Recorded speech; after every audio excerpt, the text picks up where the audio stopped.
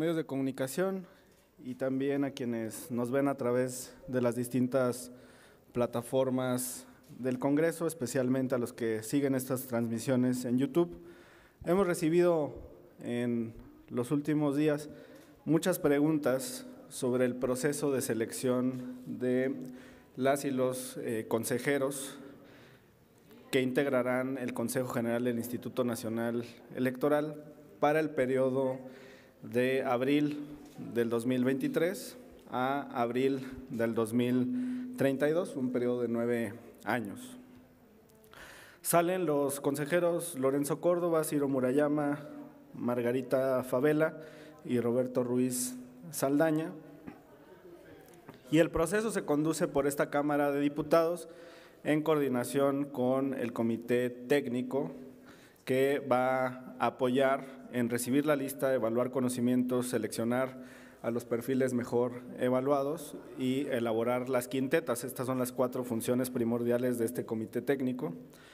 Está integrado por 3 personas designadas por la Junta de Coordinación Política, 2 por el INAI y 2 por la Comisión Nacional de Derechos Humanos, para un total de 7. Algunas de las fechas relevantes son el 21 de diciembre, es decir, el día de hoy, es el límite para que el INAI y la Comisión de Derechos Humanos remitan sus designaciones. El Comité Técnico tiene que instalarse conforme a los artículos transitorios de la propia convocatoria que tenemos aquí en pantalla entre el 22 de diciembre y el 6 de enero.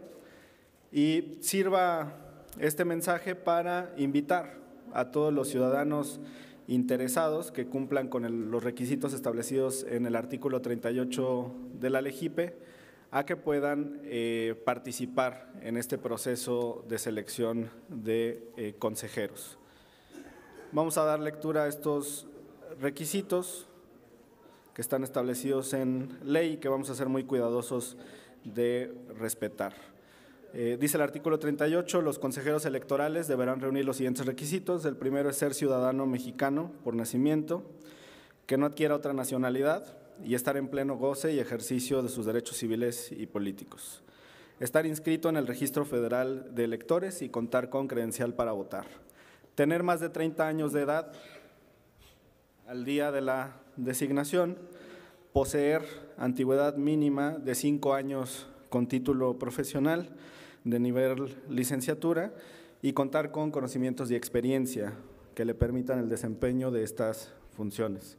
Gozar de buena reputación, no haber sido condenado por delito alguno, salvo que no hubiera sido doloso, haber residido en el país durante los últimos 2 años, no haber sido registrado como candidato, ni haber desempeñado cargo alguno de elección popular en los últimos 4 años anteriores a la designación, no ser secretario de Estado, fiscal general, procurador de justicia de alguna entidad federativa, subsecretario, oficial mayor en la Administración Pública Federal o local, jefe de gobierno, gobernador, secretario de gobierno, a menos que se hubiera separado de su encargo con 4 años de anticipación al día de la designación, y no haber sido miembro del servicio profesional electoral durante el último proceso electoral federal ordinario, es decir, el del año 2021. Son los requisitos del artículo 38. Les decía, el proceso para el registro se desarrolla entre el 9 y el 20 de enero y aquí la invitación a todos los interesados, integrantes de la comunidad académica de este país, litigantes, abogados, politólogos que tengan el interés de participar y postularse para ser consejeros del Instituto Nacional Electoral. La convocatoria es en la página del Congreso, porque algunas personas se han comunicado para expresar que han buscado convocatorias en la página del INE, y no, es en www.convocatoriaine2023 con número .diputados.gov.mx, ese es el micrositio. El registro es por vía electrónica. En los requisitos más importantes que deberán acompañar es su currículum, la exposición de motivos, copia de su título profesional y un ensayo.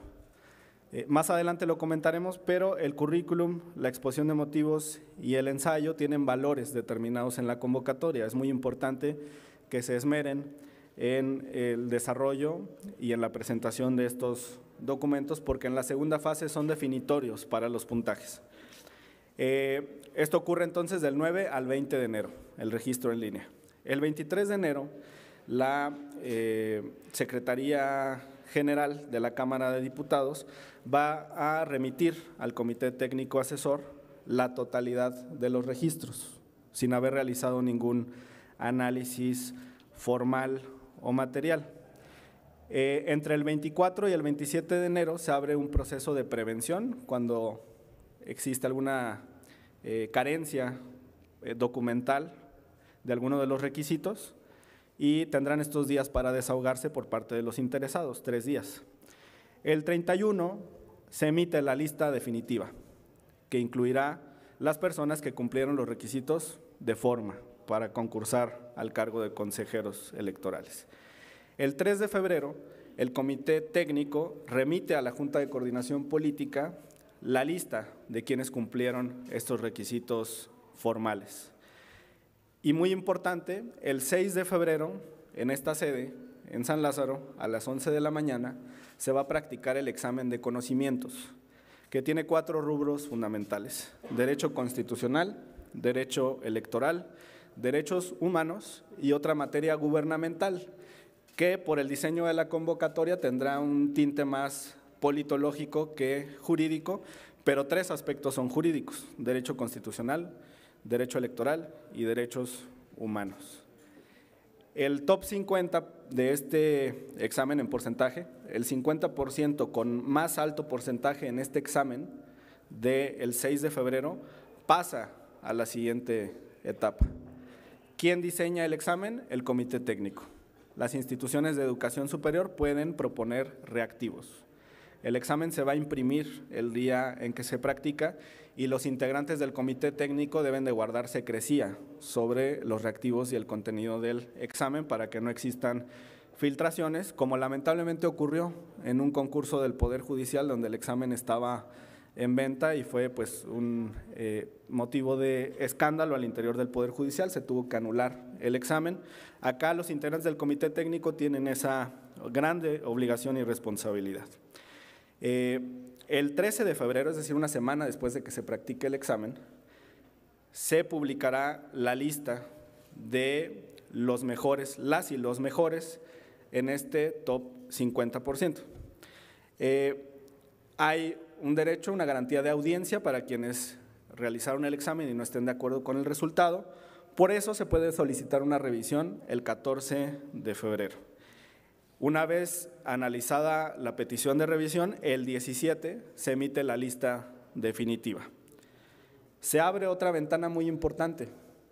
Entre el 17 y el 20 de febrero, la ciudadanía tiene garantía de audiencia para emitir su opinión sobre las personas que integran esta lista con el puntaje más alto en el examen. Termina con esto la segunda fase de la evaluación. Quienes pertenecen a este grupo del 50% más alto en el examen y una vez recibidas las opiniones ciudadanas, pasan a la tercera fase de la evaluación.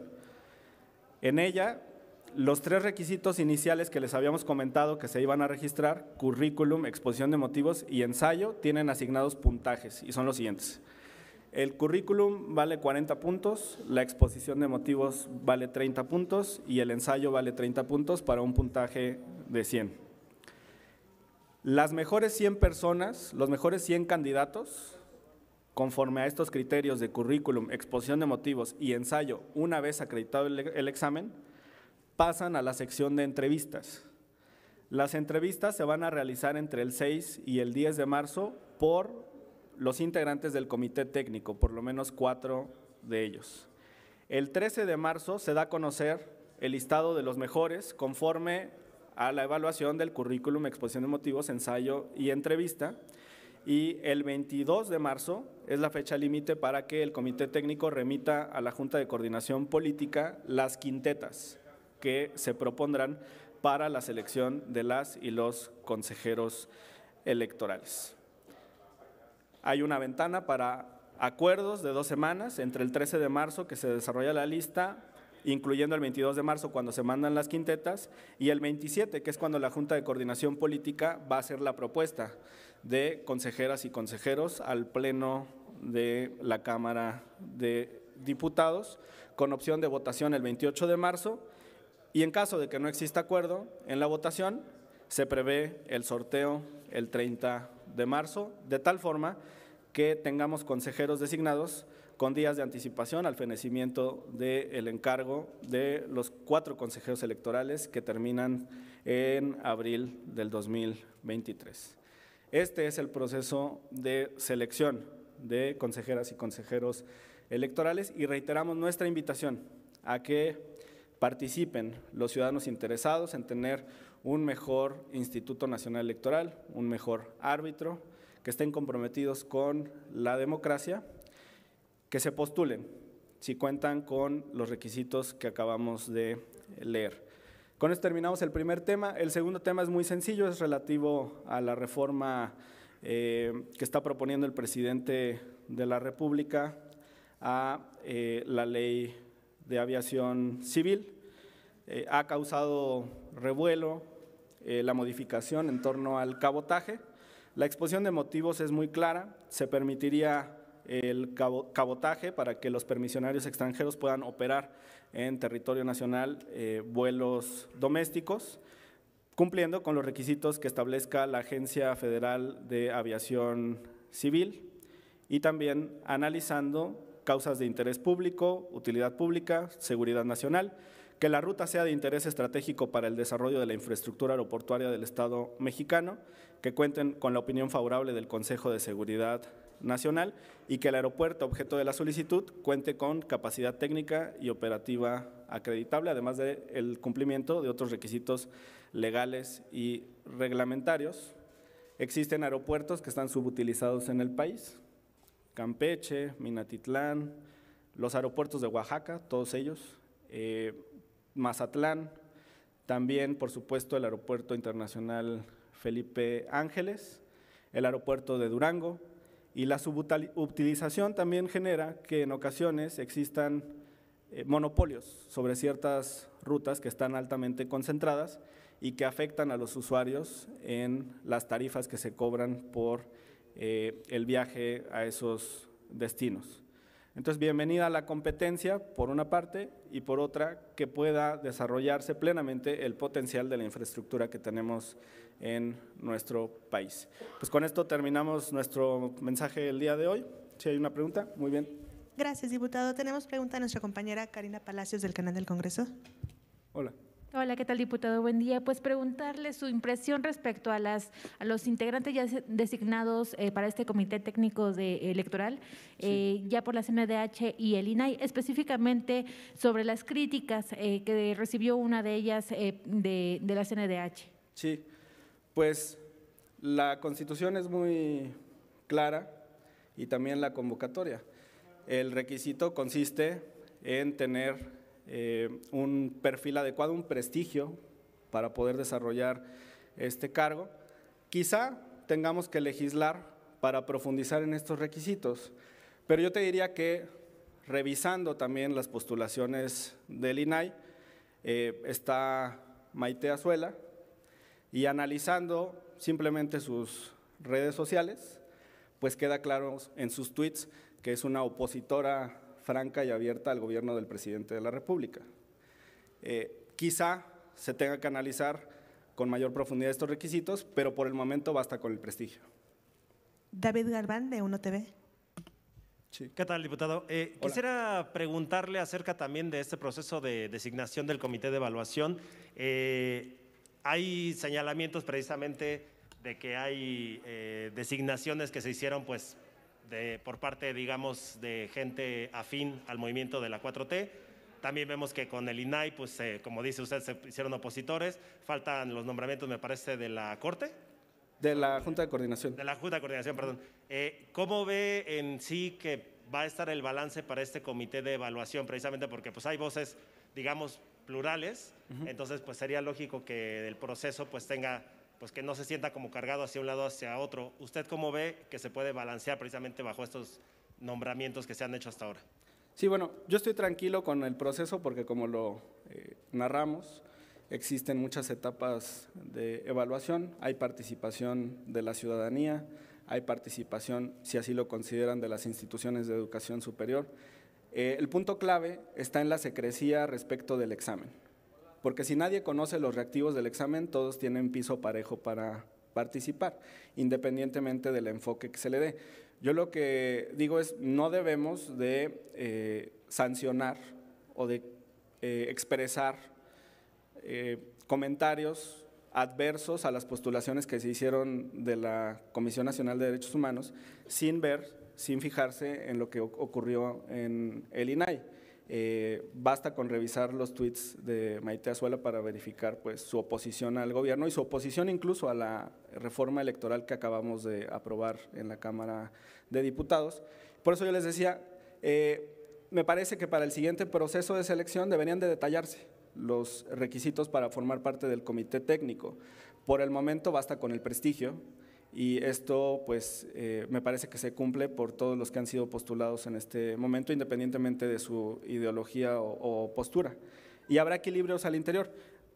Me da mucha tranquilidad, por ejemplo, que para las entrevistas se requiera la presencia de 4 integrantes del comité, que además serán presenciales, son 100 entrevistas.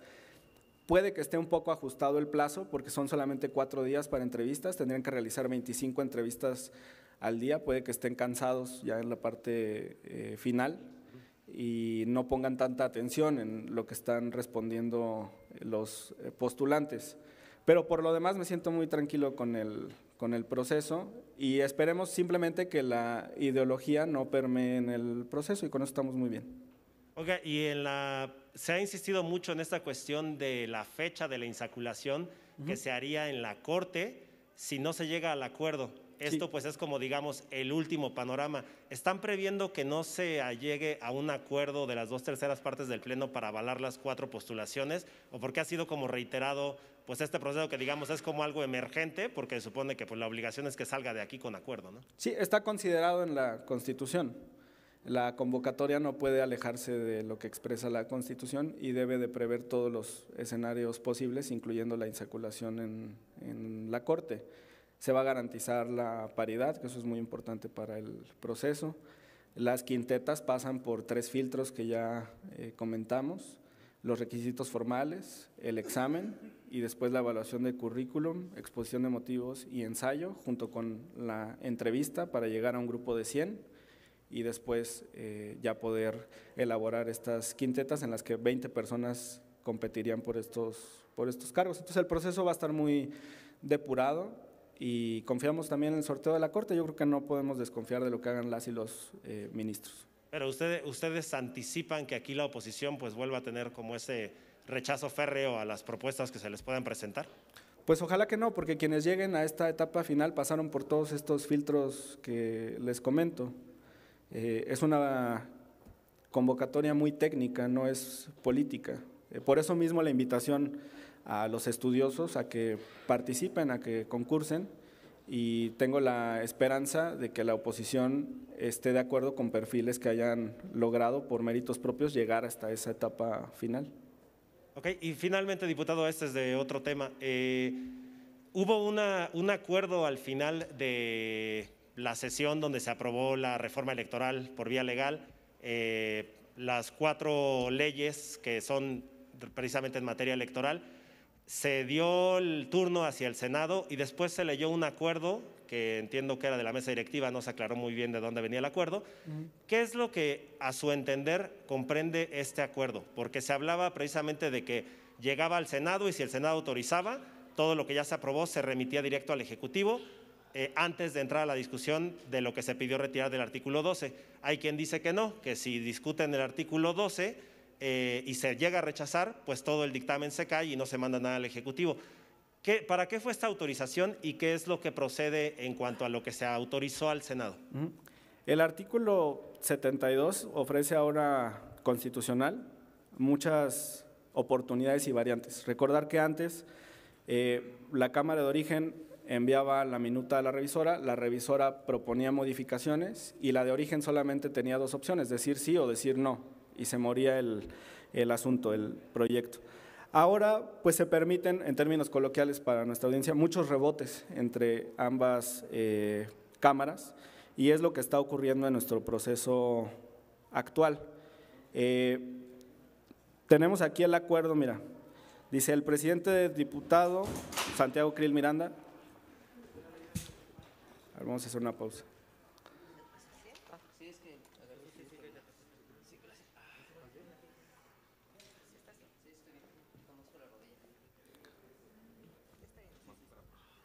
Está bien, diputado. ¿Todo bien? Bueno. Todo bien. Dice el presidente diputado Santiago Krill Miranda. Esta presidencia, con fundamento en lo que dispone la última parte de la fracción E del artículo 72 constitucional, somete a consideración de la Asamblea el siguiente acuerdo. Vamos a proceder a dar lectura al acuerdo. Se autoriza al Senado de la República para que, de conformidad con lo que establece la fracción E del artículo 72, remita al Ejecutivo Federal el decreto por el que se reforman, adicionan y derogan diversas disposiciones de la Ley General de Instituciones y Procedimientos Electorales, de la Ley de Partidos, de la Ley Orgánica del Poder Judicial y se expide la Ley General de Medios de Impugnación en materia electoral solo con lo aprobado por ambas cámaras. Ahí está la distinción que hace el presidente del Congreso. Es territorio inexplorado, pero es muy interesante el diálogo que hay entre ambas cámaras del Congreso. Si hay una parte en la que existe acuerdo, y aquí hace la distinción el presidente de la mesa directiva, esa podría pasar directamente a publicación. Las demás pues se someten a su consideración. Pero yo te diría, si el Senado de la República está en contra de la modificación que logramos aquí, no rechazaría todo el proyecto, porque en lo demás existe un acuerdo. Incluso podrían desarrollarse votaciones separadas o subsecuentes, porque el espíritu del artículo 72 es precisamente salvar la mayor parte de la legislación en la que ambas cámaras tienen un acuerdo, contrario a lo que ocurría antes cuando por una pequeña diferencia se podía anular todo el proceso electoral. Entonces, siguiendo el espíritu de la Constitución, hay que buscar salvar la mayor parte posible de lo aprobado por ambas cámaras.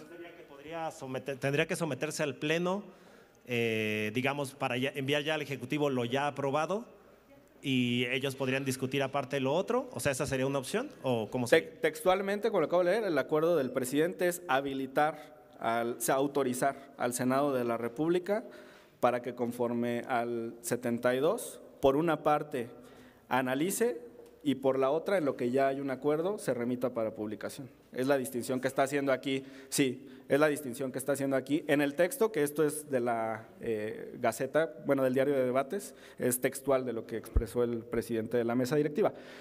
Como te decía, es inexplorado y es muy interesante, pero yo estoy de acuerdo con esto que leyó el presidente de la mesa directiva.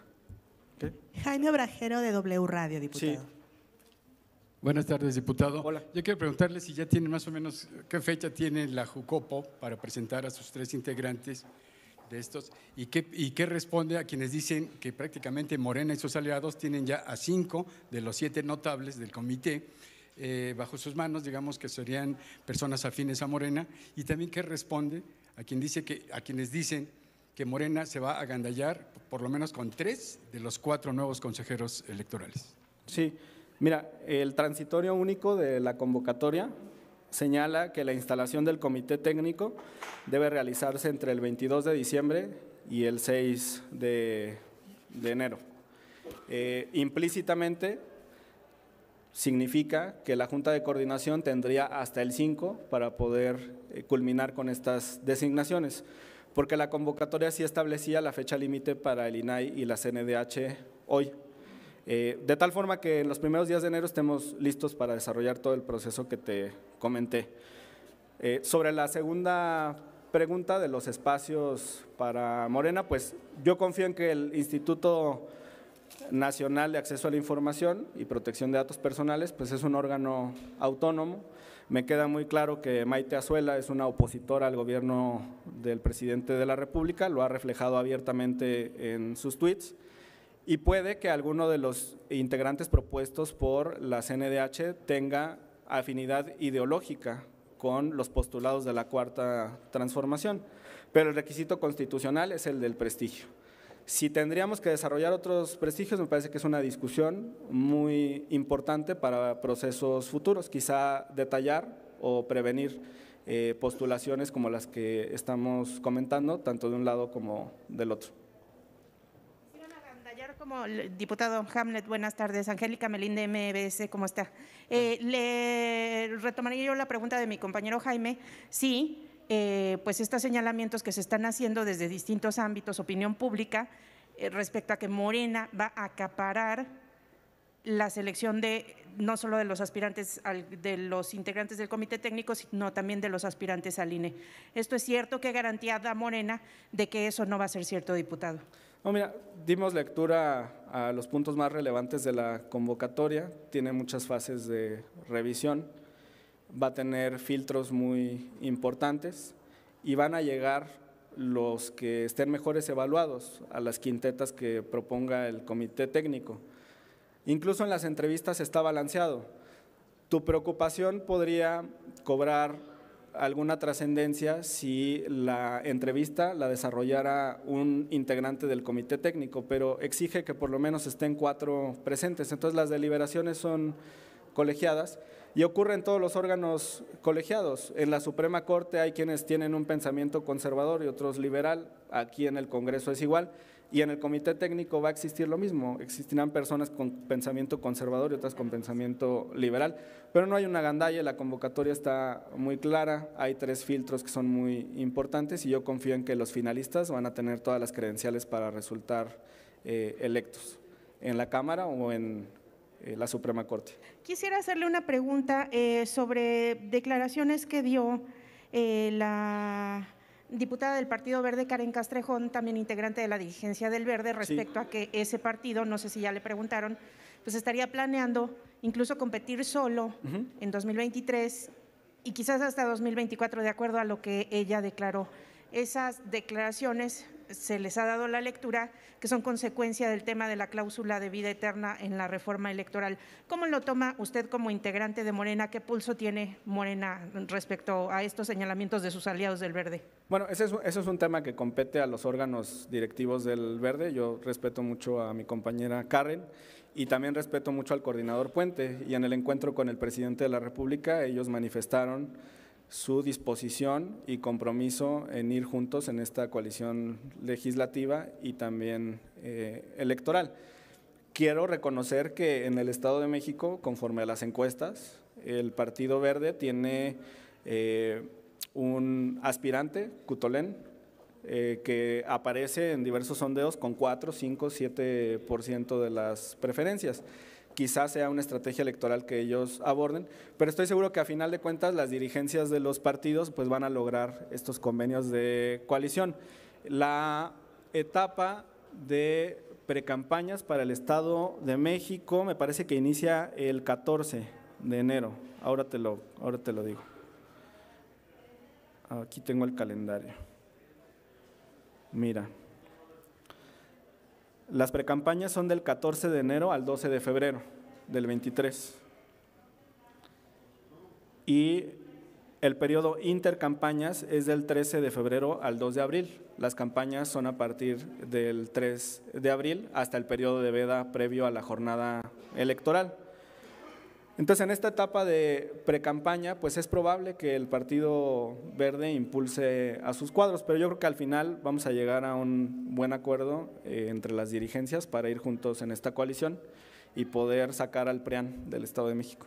¿No toman como un reclamo por el tema de cláusula de vida, esta postura que está asumiendo el Verde? Nos dice usted que es pura estrategia. No, claro que no. Los partidos políticos tienen autodeterminación y tienen también la legítima aspiración de llegar al poder.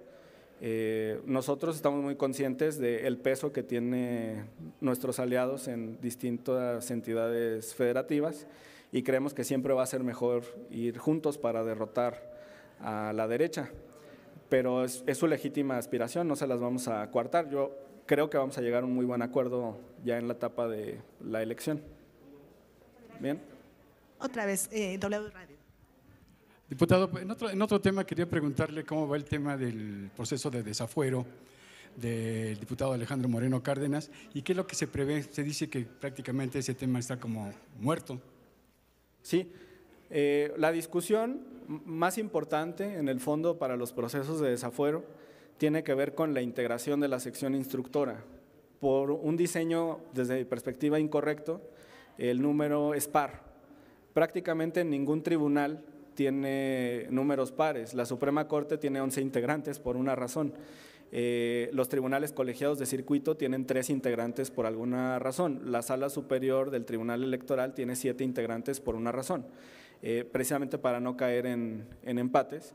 Morena tiene 2 asientos en esta sección instructora, el PAN tiene 1 y el PRI tiene 1. Es previsible que el PRI vote a favor del presidente de su partido, pero la gran duda es cómo va a votar el PAN, sobre todo con los audios o conversaciones, disculpen, para ser más preciso, posibles conversaciones que se dieron a conocer en el programa de la gobernadora Laida Sansores sobre el diputado Lisha que integra esta sección instructora.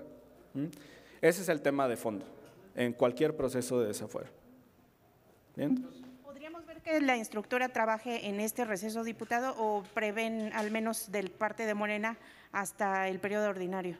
Bueno, no he platicado al respecto con el diputado Bernabé, que es el presidente de la Comisión Jurisdiccional, pero se lo consultamos con mucho gusto. ¿Morena, que usted sepa, tiene interés de tratar este tema en el receso? No he platicado con él sobre este punto, sí, pero lo platicamos a la brevedad. ¿Sí? Bueno. No hay más preguntas, diputado. Muchas gracias por su atención. Buen día.